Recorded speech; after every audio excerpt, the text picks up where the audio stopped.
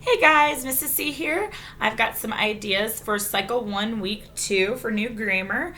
We had a really awesome community day today. We have switched our second 6 week science with our first week just weather-wise here. And so we did a nature walk today and found a nice long, good 4 foot long garter snake today. So that was awesome and creepy. And of course, one of our dads came and picked it up, and all the kids just thought it was great. And I have the littles, and you would think they'd be running away terrified, but no, they all wanted to touch it and get as close as they possibly could to its face, which was not freaking me out at all. Anyway, that was fun. But that's not what you're here for. You're here for new grammar. So I'll go over our new grammar. We started with geography, which I just like to do because it's all laid out and just makes it a little easier. And I have the littles again, and they're not all super great with pens and tracing and everything. I say not all. Mostly my kids are not. But so I did have them come in. I do have them just really quickly trace Africa. Not even trace, just kind of blob around Africa so that we get used to doing that. But last week I had promised them a treat for doing such a good job on their first week, so I brought in Smarties to use for geography. And we just went through and pointed first and just went around and pointed out our C's, which were a lot easier to find this week than last week because there were just bigger spots on the map. So they did really well with geography this week. But then after we went through and pointed at them, I had them we went through again and they put a Smartie on each location. And then and they were repeating after me every time. So we were getting our 7 times in. And then I would say eat your Smartie off of the Caspian Sea. So they'd find the Caspian Sea and eat that Smartie. And then I'd say, eat your Smartie off of the Red Sea. And they would find that one. So that worked really well for them. They really did a good job with it today. And they had a lot of fun eating their Smarties and finding, which one they were allowed to eat that time. So after we did geography, we went into timeline. I just had them sit on the floor for timeline, and I laid my cards out where they could see the pictures.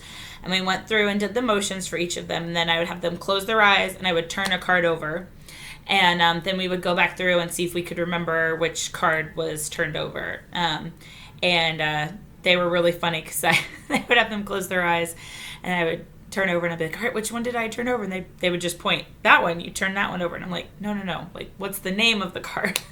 They're so cute. So anyway, we started with 7 wonders of the ancient world. And then we have patriarchs. So you're doing this, patriarchs of Israel. You can bring it down and make an I down on your chest. And then this part I think is slightly different than on the official one, but it just works really well for the little ones. So we have Hittites, Canaanites, punch, and then you're going to pull your knee up. You can't see my knee. Hittites, Canaanites, Cush. We're going to pull our knee up. My knee's down there. It's getting pulled up. And then we pull back our bow and our arrow for Assyrians because they were really famous for their bows and arrows. Hittites, Canaanites, Cush, Assyrians. And then we have Babylonians. We're going to make a B. And China Shang Dynasty. So that was our timeline for this week.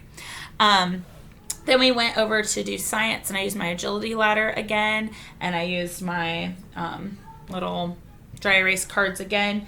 If you don't have dry erase cards, you can take a piece of cardstock and laminate it, and you'll be able to write on it. And you can cut them. I don't have them around here, but I have a bunch of squares that I made last year. They're just all different colors. And I laminated them, and I used them all the time last year for that. And they work just as well as these. So if your Dollar Tree doesn't carry them, you can just make laminated cardstock and use them the same way. But I laid them out next to the agility ladder, and we just jumped and said all of the different kingdoms. So we just went right through, and we were able, they're pretty fast jumpers. So we were able to get through it several times, just saying it over and over. And I would encourage you to encourage the kids who are not jumping to be saying it with you. Sometimes they're waiting in line. They're so excited about jumping that they're not necessarily saying it. They are hearing it, but sometimes it helps them if they say it. So that's what we did for science. For history, we just used our shakers again because it was same tune as last week. So I read through it, and then we sang through it one time sitting at the table, and then we got our eggs shakers, and we just walked around the room and sang it and shook our eggs. And then the last time we went through, I would kind of pause when we got to an important word. So I would say, thou shalt not and let them say murder and start to try to fill in those words. Again, they're not expected to know this at the end of it, and you are not teaching it if you're the tutor, but just to try to get some participation going is why I'm doing that. So then we did English. So for English this week, we're into the preposition song, and I am just really hopeful that I can learn it all and get all the hand motions done, because I've seen some videos and it just looks super fun.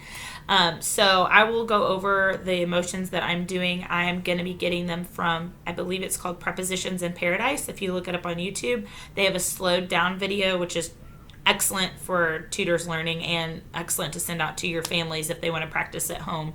But that's where I'll be getting mine from. And if you happen to be those people and you're watching this, thank you so much for that video. So we have about, above, across, and I'm bringing my arms all the way down, across, after, using your thumbs to point backwards, after, against. So a little more fast, I'll go about, above, across, after, against. Okay?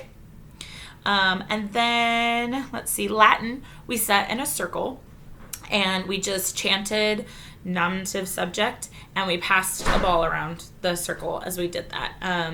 And as they were passing, I would kind of say nominative, and they would pass, and then when the person got the ball, they would repeat nominative. So they would pass subject, subject. So they were repeating after me a lot, and that worked well. That seemed to just work really well to get them to say it, because, again, I have the little, so they don't catch on as quickly to saying it on their own. So we went around and did that several times.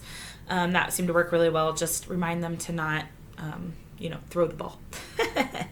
Let's see. Oh, I have to confess, totally forgot to do math and new grammar today. I was really proud of myself. I looked down at time and I was like, wow, we did awesome on time today. We are right on time. And then we got to review, and I was going through, and I looked and realized totally forgot to do math. So sorry to my parents, although y'all didn't catch it either, so just saying. Anyway, so luckily it's week 2, so we have extra time in review, so we did do math and review, but I had given them their Play-Doh at that point, so we just chanted it while they were playing with their Play-Doh, which would totally work fine in the classroom as well. I had written down that we were gonna sing through and underline again, but instead of jumping, we were going to do our arms up and down for what was underlined or not, and then ones that were underlined for our 4s, we were going to touch our toes. So yeah, if you're doing that, you can just go through, sing the song, underline a couple of them. I have tried to let them choose before, and I find that takes a lot of extra time, so I just underline them.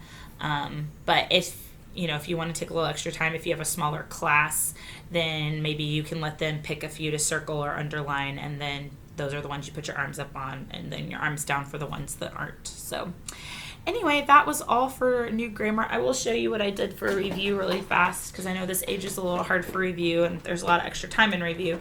So I had seen a lot of people talk about using Play-Doh for the littles, which is an awesome idea that I don't think I would have thought of myself, because I'm always thinking about doing some sort of game. But because I'm a parent and I've been here before, everybody gets the same color Play-Doh. I would suggest that. Then there's no arguing over colors.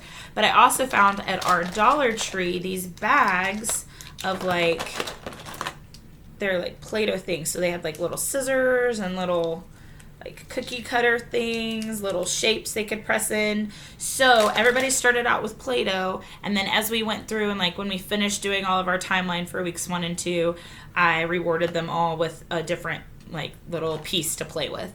And then we went and did all of our math, and once we were through with math, they got another piece. So by the end, they had several little pieces they were able to play and work with, and that worked really well and encouraged them to not just play with Play-Doh and participate, so they could get a piece. And I'll say I was super impressed with my littles and how much they remembered.